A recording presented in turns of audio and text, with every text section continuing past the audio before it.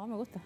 Bienvenidos a Cadena Nacional. Es un día especial porque tenemos una invitada especial, querida, muy querida, una persona que quizás no le suena mucho, pero Susana Opazo, socióloga, comediante, fletera, librera, podcastera, Su Opazo. Bienvenida, ¿cómo estás? Su Opazo, estoy bien. Develaste la verdad.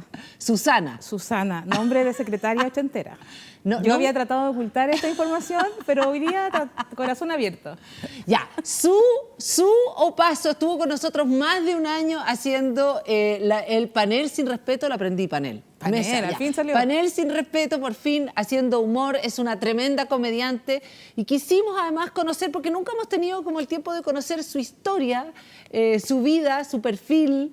Son muchos años. Además. Hace mucho, una cantidad de años. Tiempo. ¿Ah? Podríamos hacer capítulos. Exactamente.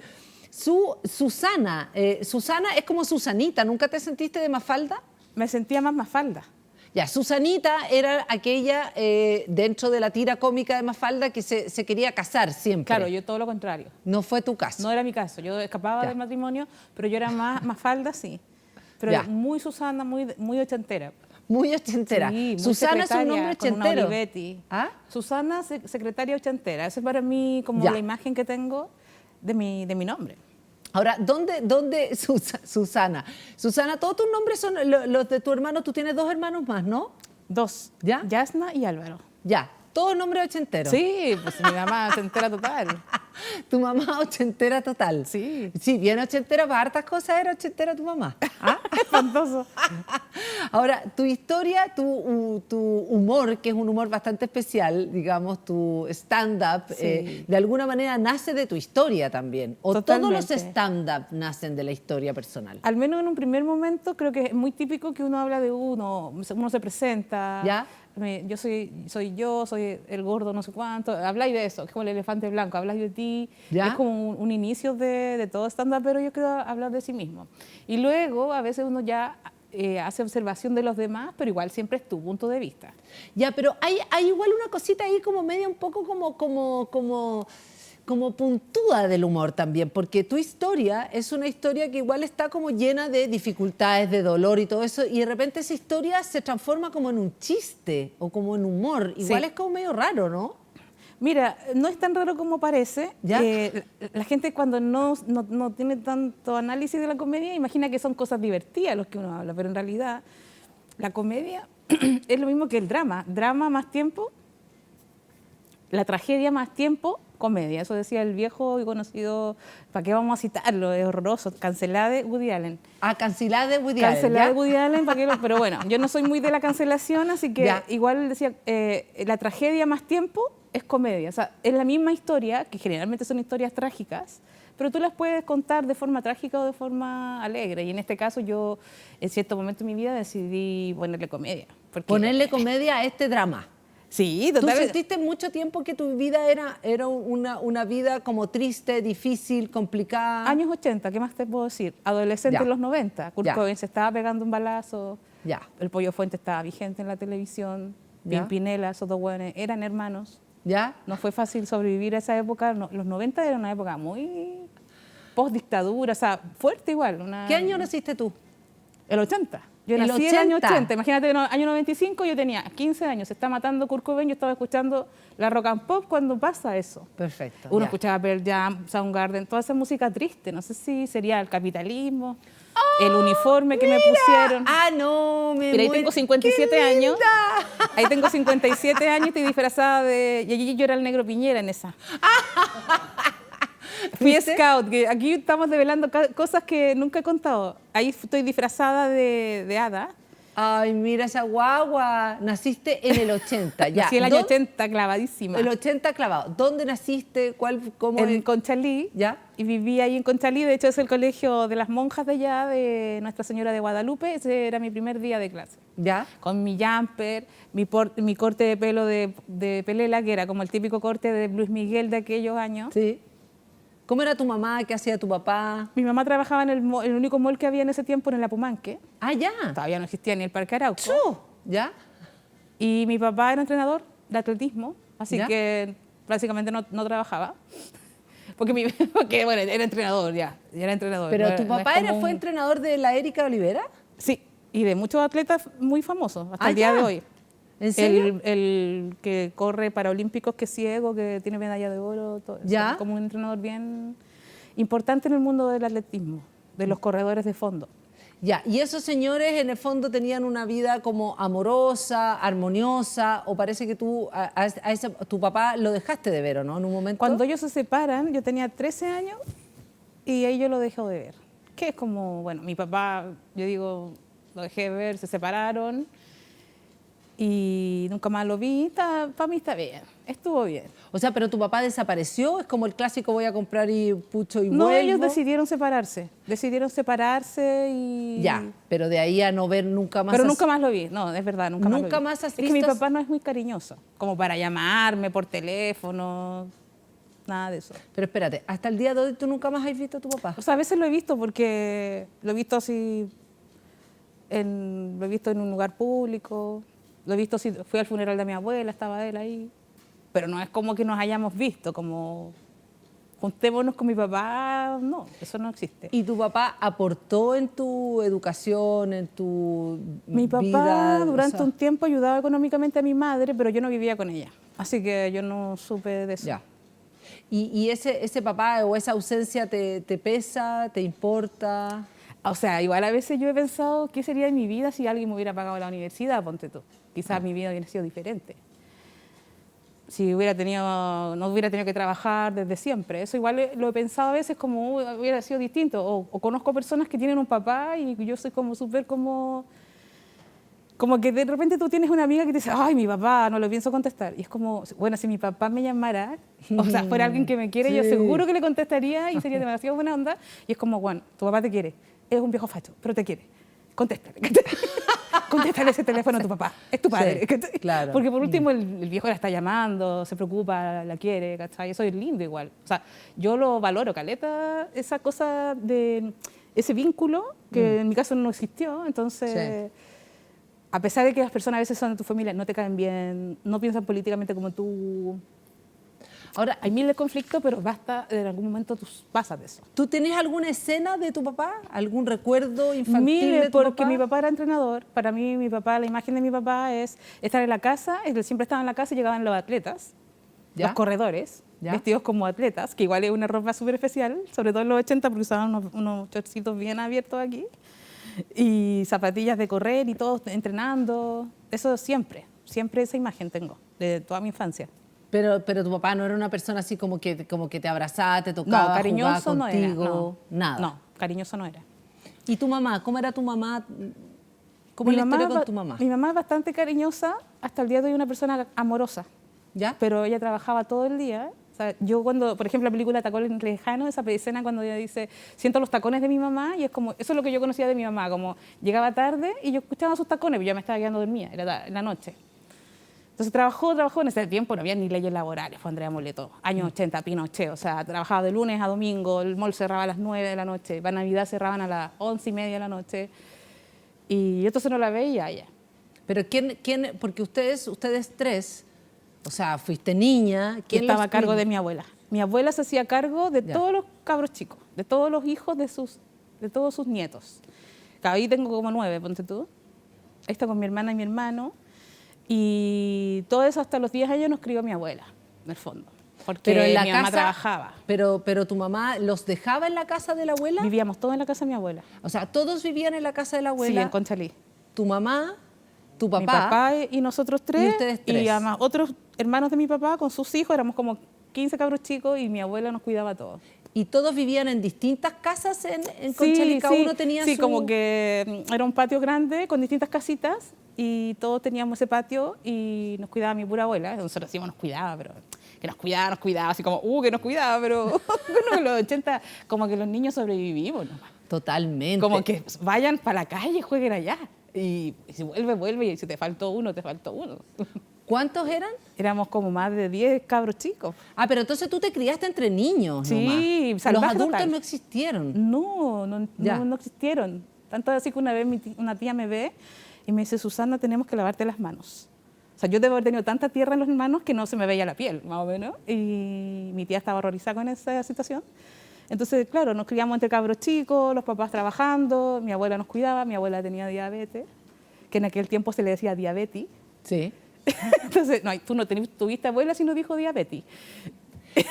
Y mi abuela ciega de la diabetes. Tu abuela Elisa. La que me cuidaba, ¿Ya? mi yaya, no la Elisa. Ah, ya, tu yaya. La mamá de mi papá. La mamá de tu papá. Que en teoría nos cuidaba a todos, que yo digo en teoría porque en realidad vayan y Se existan. criaron solos, en el Sí, fondo. pues Claro. nos criamos solos en aquellos años, eran muy normales. Y ahí, por ejemplo, ¿cómo era tu pieza? ¿Con quién dormías tú? Al principio no tenía pieza, dormíamos todos en una pieza, porque muy pobres todos, muy pobres. ¿Quiénes dormían juntos? Mi papá y mi mamá y nosotros teníamos camarote con mi hermana. Y cuando ya nació mi hermano, mi mamá dijo, esto basta ya, entonces construyeron como una casita y para que viviéramos. Y yo tenía una pieza con mi hermana y mi hermano, Ya. ¿Y tú que era como de la misma casa de mi abuela, pero como en el patio, ponte tú.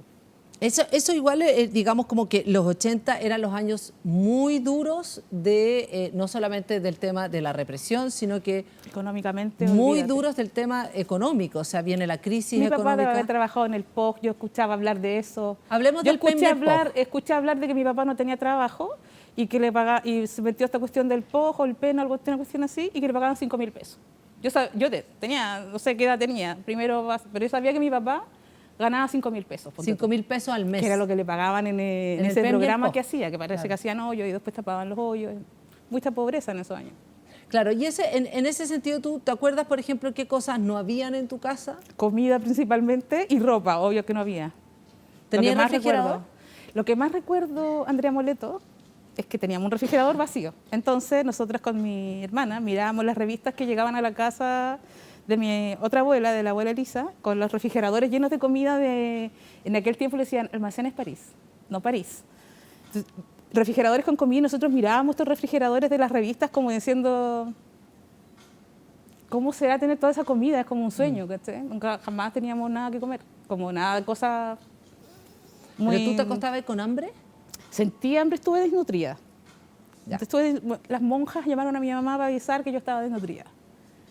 Por eso estoy consciente de escuchar a mis tías conversando. No, a la Susana la encontraron desnutrida, ella, la Marcelita igual, ¿cachai? Como te avisaban del colegio. O sea, no tomabas leche, no comías Tomaba carne. la purita en la mañana, esa que dan en el consultorio, que yo la encuentro regia en todo caso. Tengo muy lindos recuerdos de la purita. La encontraba sabrosa, fíjate, una cosa ochentera también, una rara. ¿Cómo es el hambre? El hambre es dolor, mucho dolor. O sea, yo no reivindico nada de la pobreza, no... ¿En qué sentido dolor? ¿A qué te referiste? ¿Dolor te dolía la guata? ¿Te dolía en el fondo como es humillación? ¿Qué es como la sensación del hambre?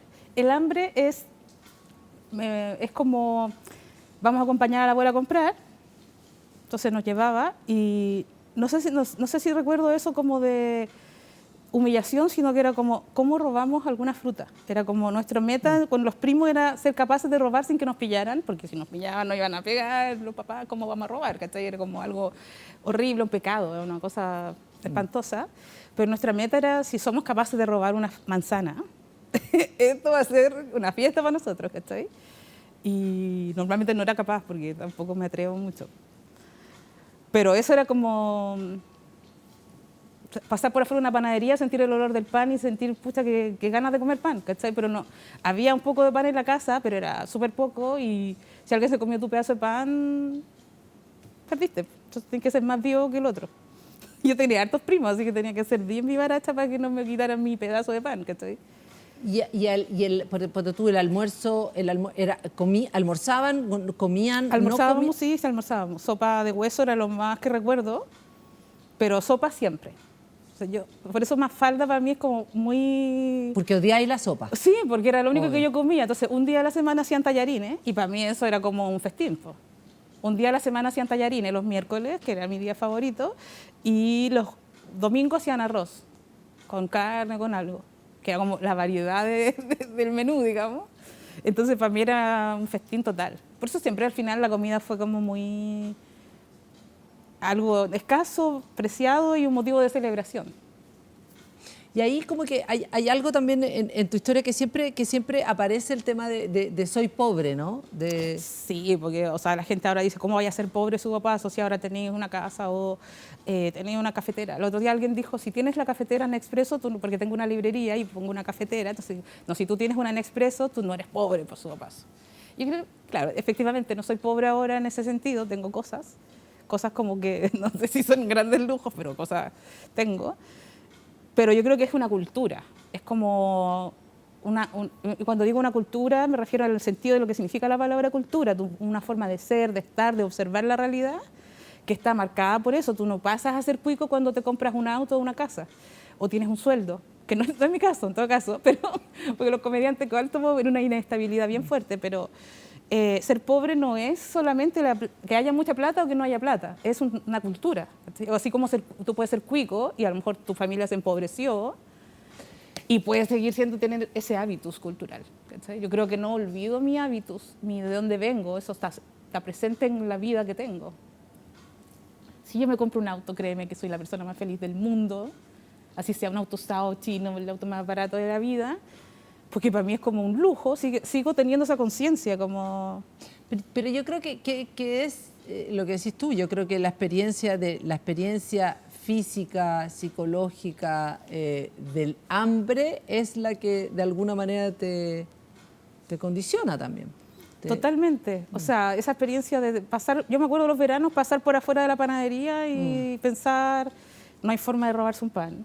Con mis primos, todos así, claro, todos cochinos y solos en el Quisco, como pensando cómo nos robamos un paquete de papas fritas, pero no es posible, ¿cachai? Esa era nuestra idea, nuestros pensamientos, ¿cachai?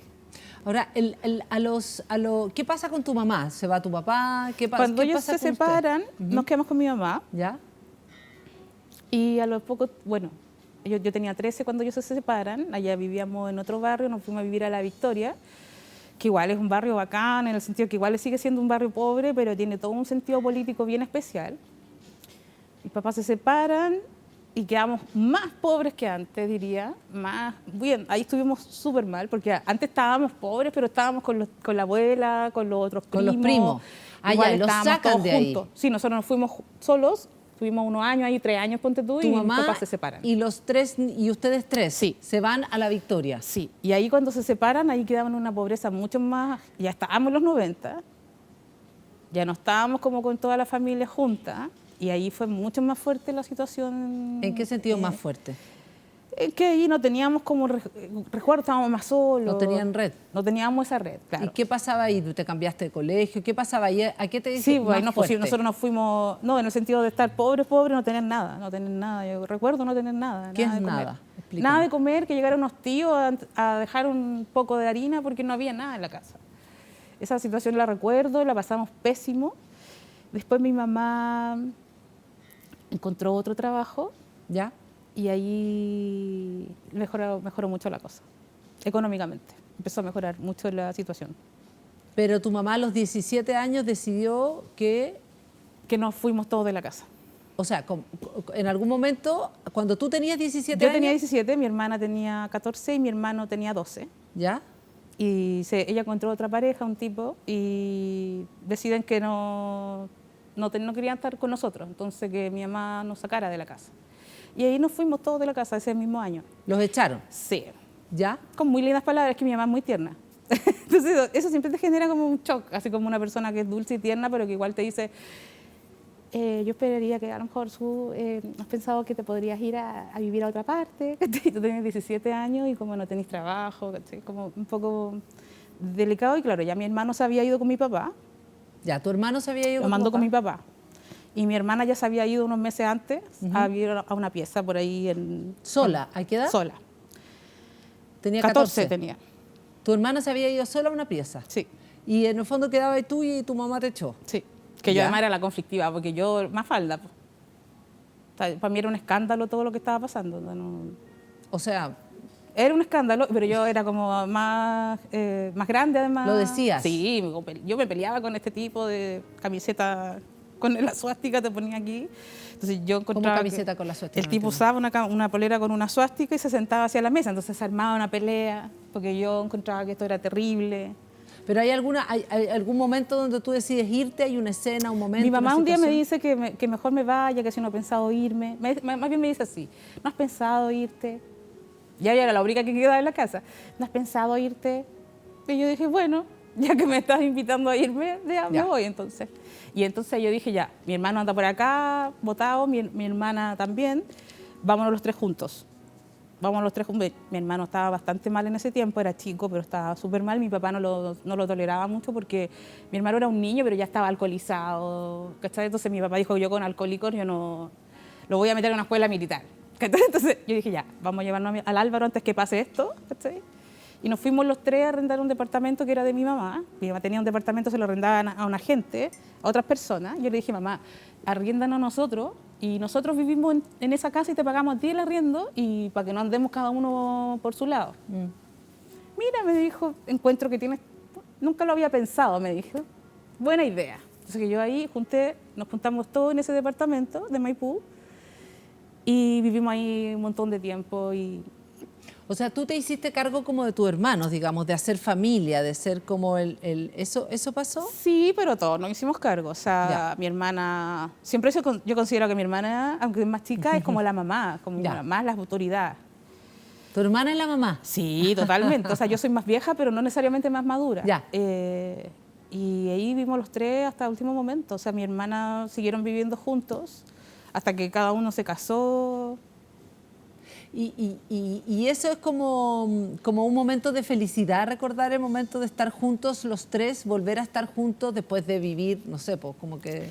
Totalmente. O sea, yo lo viví más dramáticamente por mi forma de ser probablemente y porque era más vieja. Yo encontraba que todo esto era completamente irracional y absurdo. Mi hermano siempre han sido muy cercanos a mi mamá, han seguido siendo muy cercanos a ella con todo eso, cosa que yo no, en algún punto decidí cortar. Y para mí estar con mi hermano es estar con la familia. Para mí mis hermanos son mi familia. Yo si confío en alguien, en ellos. ¿Y tú viviste en algún momento derechamente así como abuso de ese padrastro, por ejemplo? No, nada Ya. de eso. No, y ¿Tuviste además yo alguna ya era más grande también. ¿Tuviste alguna situación de violencia? Peleas sí, po. Ya. Peleas sí, peleas con una polera nazi. Porque tenía apellido alemán, crees que eres ario, ¿qué onda? Estás equivocado. Entonces, yo más encima como una intelectualoide progresista de izquierda, aunque sea más chica, más peleadora, porque ahora me callo. Por supuesto. Y elijo mis batallas, aunque tengo muchos años. Y ahí como que, ¿cuál es la reflexión con respecto a tu mamá ahora? Así como, ¿qué le pasó? ¿Lo podías entender? Uno igual seguís enojada, como que no lo entiendes, como... Porque igual uno va cambiando también. O sea, el feminismo, porque en algún momento fui feminista, eso me ayudó a entender que el amor de familia no es obligación, que uno no quiere a la gente porque sea tu mamá, ni tu hermana, ni tu tía, Ya. que no hay una obligatoriedad en el amor. Entendí eso primero y entender que mi mamá no nos quiso y no me quiso y asumir esa cuestión, eso sí me ayudó como a racionalizarlo, a entenderlo más, como esta persona no nos quiso y ok, hablarlo. Cuando pienso en ese personaje, pienso que mi mamá, como toda mujer ochentera, era muy Miriam Hernández. Yo pienso, mi mamá es Miriam Hernández para mí. ¿En como qué esa sentido? mujer que ama a su esposo aunque él sea enojón, esa mujer sometida al amor romántico, que si el hombre le dice párate de cabeza, se para. Mi mamá es una persona que dice yo soy machista. Mi mamá es una persona que puede decir, no, es que si el doctor es mujer, yo no le creo, porque las mujeres somos tontas. Mi mamá dice esas cosas. Entonces yo empecé a comprender como la imagen de quién era ella en su época, como una mujer ochentera muy prototípica. Entonces, si el hombre le dice no se hace esto, ella no lo hace. O sea, el amor la puede desgarrar, el amor de pareja es lo que de alguna Miriam manera, Hernández claro, es mi o sea, mamá. si le falta el amor del hombre a un hombre al lado, No se hay nada. destruye, claro. Sin ti no soy nada. Todas esas imágenes, Sí. como de ese amor romántico ochentero, muy clásico, habitan en ese personaje y yo aprendí cómo situarla ahí. Sí. Y en algún punto, bueno, cuando era chica tenía bastante rabia de esto, Por como supuesto. mucha rabia de que mi mamá no me quisiera, era como no podía superar eso cuando era más adolescente, pero en algún otro momento, como que yo creo que ya ser adulto es entender que eso ya sucedió, hay que asumir que esto es así, puedes comprenderlo y estar de acuerdo o no, pero ya fue, tampoco puedes estar toda tu vida echándole la culpa de tus cosas a tus papás o a tu familia. supuesto. Ahora, Ahora, en un momento igual- dejé de tenerle rabia y ahora sí me encuentro con ella. ¿Ya? Cosa que no trato de no hacer nunca. Pero ¿Ya? si pasa eso porque alguien se casó o a veces mi hermano me lleva media engañada para una Navidad y ¿Ya? está mi mamá, yo me banco los comentarios nazis, no me hago ningún atado, como tranquilamente y me voy rápido, que antes de llegar a tener una discusión, porque ya a esta altura tú sabes que esas personas no van a cambiar, ¿cachai? No vale la pena discutir. Ahora, igual en esta historia que me está contando familiar se engancha con otro tema que tiene que ver con que en algún momento tú te diste cuenta que también que tu sexualidad, que tu deseo sexual, o sea, que en el fondo que eras lesbiana. Quizás por lo mismo, ¿eh? Como que rabia ser hetero con todo este contexto, no saber, uno no sabe. Bueno, pero eso... Uno no sabe de dónde vienen las cosas, pero sí, pues yo siempre fui diferente en ese sentido, o sea, nunca fui como las otras niñas, jamás. Nunca me sentí una niña. ¿Nunca te ni sentiste hetero. una niña? No, para nada. Pero no tampoco, eran los Sí, 80, o sea, tampoco no conocía la palabra lesbiana, nunca había escuchado hablar de una persona trans, o sea, eso vino muy eso ya después era de un mi planeta, vida. claro. Y yo sabía que no era como los demás, eso lo tenía clarísimo. Eso era... ¿En qué sentido que no era como los demás, que no eras como las demás? Porque a mí me compraban para Navidad un peto rosado con un maquillaje de juguete y yo ¿Ya? encontraba que era basura porque yo quería jugar a la pelota y hacer otras cosas, que eran los juegos divertidos para mí, y encontraba que las niñas jugaban cosas fomes. No quiero decir que eso me haga, no sé, que jugar Sí. la pelota sea de niño o de niña, Sí, pero po. yo no aceptaba ese tipo de cosas, como me parecía tan absurdo jugar a las tacitas, no encontraba ningún sentido de eso. Ya, una cosa son los juegos, que es como una experiencia bastante común en muchas, digamos, mujeres lesbianas, el tema de sentirse que son distintos los juegos. Claro, ¿Cuándo comes- o mujeres que no son cis. o que no son heterosexuales, digamos? ¿Eso? No, bueno, la verdad no sé. No hablemos de eso porque yo creo que todo el mundo es un poco gay también, así que no sé quién es 100% heterosexual. Mi mamá. Ya, pero y otra cosa es como el deseo o el interés por una niña. ¿Cuándo Me te pasó? cuando tenía 11 años y fue terrible porque era la amiga de mi hermana. ¿Ya? Yo tenía 11, ella tenía 12, ella vivía al frente. Entonces, ya, me empezó a gustar la amiga de mi hermana. Pero ¿qué iba a ser yo? Un bicho raro de toda la vida. Chao, yo no pescaba, yo escuchaba mi música y no pescaba a nadie. Y ella un día se empezó a hacer amiga mía y empezamos a escuchar mucha música porque es como esa época en que uno escucha bandas. ¿Ya? Guns N' Roses, ¿Ya? los Beatles, y ya, yo no hablaba inglés, obviamente, imagínate, de una población, traducíamos las canciones, ¿Ya? o comprábamos estos cancioneros y dedicábamos nuestra vida como a escuchar a los Beatles, o a los Guns N' Roses, y a Maravilloso. traducir las canciones. ¿Ya? Y a mí me gustaba ella, y fue como heavy igual, pues, como ser niña y que te guste de una otra niña, fue como aterrorizante, bien aterrador. Pero, ¿te diste cuenta o no te diste cuenta? Sí, pues yo me di cuenta y sentía que esto era algo completamente imposible. ¿Pero era un pecado? O... Era Ya, un pecado, era un era pecado imposible. obvio, ya. Jamás conocí a otra mujer lesbiana en el mundo. No O tenía... sea, a las mujeres no les gustan las mujeres, no les Claro, gustaban las esto no mujeres. ¿Nunca sucede en el viste? mundo. ¿Nunca viste? No, nunca existió nada cerca parecido, nada. Yo solamente escuchaba de repente a mis papás, a mi padre decir los colipatos. Y era algo malo, era algo muy malo. Entonces, no, esto era algo muy malo, más malo quizás que ser colipato. ¿Cachai? Era más terrible.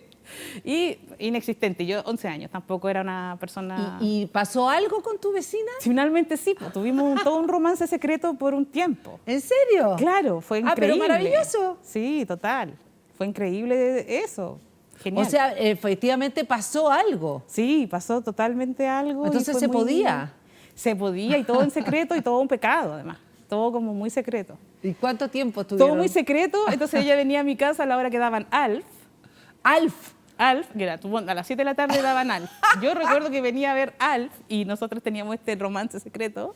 ¿Ya? Y pecado y totalmente algo muy, no sé, oculto. Tenía que ser algo muy oculto. ¿Y Porque cuánto tiempo duró esto? Duró sus 2 años. Ah, pero montones. Montón de tiempo en este secreto. Si bien, es que lo que te duró la temporada de Alf. Ah, no sé. Pero esa fue una buena primera experiencia, Fue bacán, en el claro. fondo. Sí. ¿Amorosa? ¿Fue una experiencia amorosa? Fue una experiencia muy amorosa, aunque igual una es niña, no sabe muchas cosas de amor. Por supuesto. Pero amorosa me refiero no al amor. totalmente yo amorosa, estaba enamorada. cariñosa, Sí, no violenta. Sí, total. Porque el Total. contexto era violento. Sí, pues el contexto era de miedo de Sí, que po. alguien se enterara de todo esto. Eso sí, mucho miedo. Sí, total. Vamos a seguir conociendo la historia de su... Algún día escribo la novela. Estamos comenzando a escribir la novela de Su Opaso. Vamos y volvemos. Nuestra comediante que usted veía todas las semanas. Bueno, esta es su historia, su tremenda historia. Vamos y volvemos. Antes veamos lo que tiene para decirnos WOM. Estás en Vía X. Esto es Cadena Nacional. Cámbiate a la fibra de sábado por la noche. La conexión que buscas a un precio justo. Contrata plan 800 megas por solo 14.990. Con el servicio y estabilidad que mereces. ¡Wow! Nadie te da más.